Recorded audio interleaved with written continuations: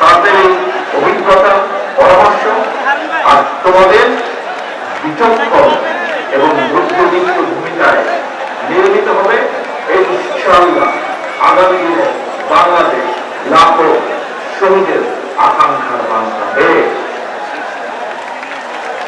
বাংলাদেশ জাতীয়তাবাদী ছাত্র দলের আজকের এই মহাসমাবেশের সম্মানিত সভাপতি রাকিব, উপস্থিত বাংলাদেশ জাতীয়তাবাদী দলের সম্মানিত মহাসচিব জনাব মির্জা ফখরুল ইসলাম আলমগীর, উপস্থিত জাতীয় নেতৃবৃন্দ মঞ্চ উপস্থিত, আমার সামনে উপস্থিত সমাবেশে অংশগ্রহণকারী লাখো তরুণ সহকর্মীবৃন্দ, ভবিষ্যৎ বাংলাদেশের সদস্যবৃন্দ, আসসালামু আলাইকুম। প্রিয়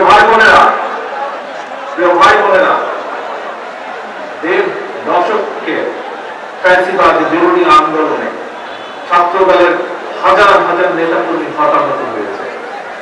মামলা, হামলা, জেল, জুলুম, নির্যাতন, খুন, গুম, অপহরণের শিকার হয়েছে ছাত্রদলের হাজারো হাজারো নেতাকর্মী। শুধুমাত্র এই যে জুলাই গণঅভ্যুত্থান, এই জুলাই গণঅভ্যুত্থানে চট্টগ্রামের ছাত্রদল নেতা ওয়াসিম সহ শতাধিক নেতাকর্মী শহীদ হয়েছে, আরো আহত হয়েছে হাজারো হাজার। গণঅভ্যুত্থানের সময় শুধুমাত্র ছাত্র দলের 2000-এরও বেশি নেতাকর্মী গ্রেফতার হয়েছে। প্রিয় সহকর্মীবৃন্দ, যেই সংগঠনে তোমাদের কত রকম সাহসী মায়ের সন্তানেরা রয়েছে, সেই সংগঠনের অগ্রযাত্রাকে কোন ব্যক্তি কেউ ঠেকিয়ে রাখতে পারবে না। এই যে পলাতক, পরাজিত, স্বৈরাচার, নিষ্ঠুর নির্মমতা চালিয়েও কিন্তু ছাত্রদলের এই অগ্রযাত্রাকে তারা দমিয়ে রাখতে পারে না। এবং আজকের এই লক্ষ মানুষের সমাবেশ, লক্ষ ছাত্র ছাত্রীর সমাবেশ আবারও সেটি প্রমাণ করে দিয়েছে। প্রিয় ভাই বোনেরা,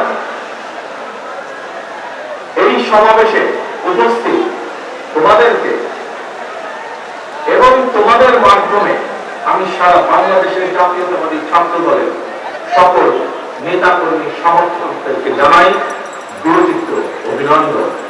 একটি কথা মনে রাখবে সবাই, তোমরা যদি তোমরা আগামী দিনে সাহস এবং সততার সঙ্গে এগিয়ে যাও, তাহলে বাংলাদেশের গণতান্ত্রিক জনগণ তোমাদের সাথে আছে, ইনশাআল্লাহ তোমাদের সাথে ভবিষ্যতেও তারা থাকবে। মনে রাখবে সবসময় একটি কথা, এই দেশের জনগণই বিএনপি তথা বাংলাদেশী জাতীয়তাবাদী শক্তির সকল রাজনৈতিক ক্ষমতার উৎস।